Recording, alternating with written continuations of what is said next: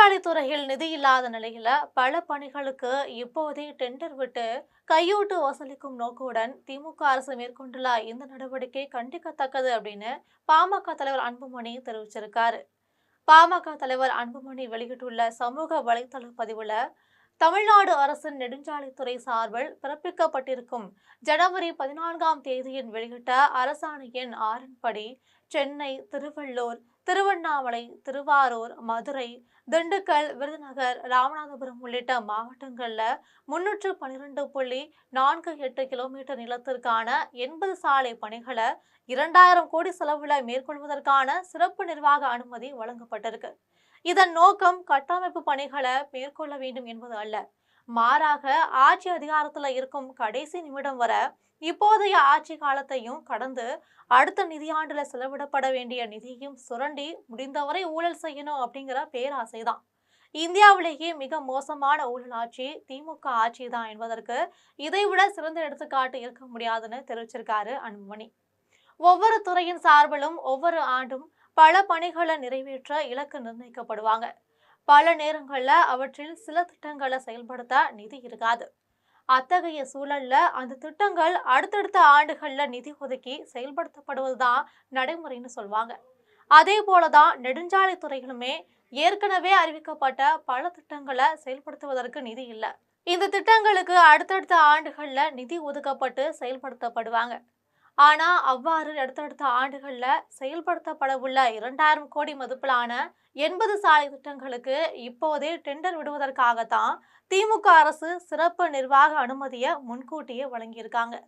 இந்த திட்டங்களுக்கான நிதி ஒருங்கிணைந்த சாலை உட்கட்டமைப்பு மேம்பாட்டு திட்டத்திற்கு 2026-2027 ஆண்டுக்கான பட்ஜெட்ல ஒதுக்கப்படும் நிதியில இருந்து வெவ்வேறு பிரிவுகளின் கீழ் முறையே ரூபாய் 1816.15 கோடி, ரூபாய் 31.80 கோடி, ரூபாய் 101.75 கோடி, ரூபாய் 48.75 கோடி, ரூபாய் 85 லட்சம் என மொத்தம் ரூபாய் 1998.30 கோடியை எடுத்துக்கொள்வதற்கு இந்த சிறப்பு நிர்வாக அனுமதி அரசாணை வகை செய்கிறது. இப்படி சிறப்பு அனுமதி வழங்குவதால மக்களுக்கு என்ன பயன் இருக்கு? இந்த திட்டங்கள் இப்போதே உடனடியா செயல்படுத்தப்பட்டு விடுமா? இதனால மக்களுக்கு ஒரு பயனுமே கிடையாது. இந்த திட்டங்கள் இப்போது செயல்படுத்தவுமே படாது.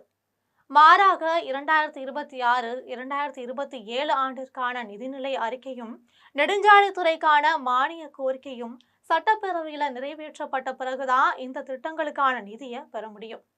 அதுவும் கூட 2026-2027 ஆண்டுல இந்த திட்டங்களுக்கு நிதி ஒதுக்க தேவையில்லைன்னு அரசு முடிவு செய்தால் இந்த திட்டங்கள் செயல்படுத்தப்படாது.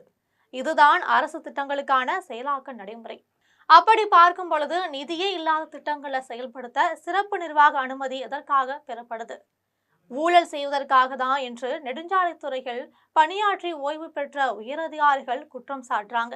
2000 கோடி மதிப்பிலான திட்டங்களுக்கு நிர்வாக ஒப்புதல் பெறப்பட்டிருப்பதன் மூலமா இந்த திட்டங்களுக்கான டெண்டர்களை திமுக அரசு உடனடியா கோர முடியும்.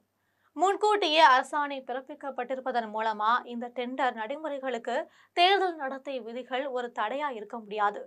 தங்களுக்கு வேண்டிய நிறுவனங்களுக்கு இந்த திட்டங்களை செயல்படுத்துவதற்கான ஒப்பந்தங்களை வழங்கி கலெக்ஷன் கமிஷன் கரப்ஷன் செய்வதுதான் சிறப்பு நிர்வாக அனுமதி வழங்கப்பட்டிருப்பதன் நோக்கமாகும்னு ஓய்வு பெற்ற அதிகாரிகள்லாம் சொல்றாங்க. திமுக எப்படி விஞ்ஞான ரீதியான ஊழல் செய்யும் என்பதற்கு இந்த சிறப்பு நிர்வாக அனுமதி ஒரு எடுத்துக்காட்டா இருக்கு. சட்டப்பேரவை தேர்தல் விரைவில் நடைபெற இருக்க நிலையில வாக்குகளை விலை கொடுத்து வாங்குவதற்கு திமுக திட்டமிட்டிருப்பதாகவும் அதற்கு நிதி திரட்டுவதற்காகவே அடுத்த ஆண்டில் செயல்படுத்தப்பட உள்ள திட்டங்களுக்கு இப்போதே ஒப்புதல் அளித்திருப்பதாகவும் குற்றச்சாட்டுகள் எழுந்து வருது.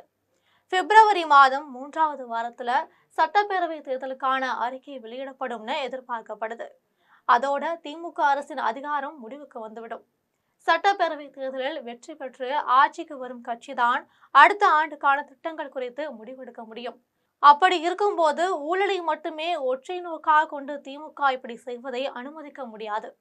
இதனால 2026-2027 ஆண்டுக்கான பட்ஜெட் நிதியிலிருந்து நெடுஞ்சாலை திட்டங்களை செயல்படுத்த இப்போதே டெண்டர் கோரும் நோக்கோட அளிக்கப்பட்டுள்ள சிறப்பு நிர்வாக அனுமதியை அரசு ரத்து செய்யணும்.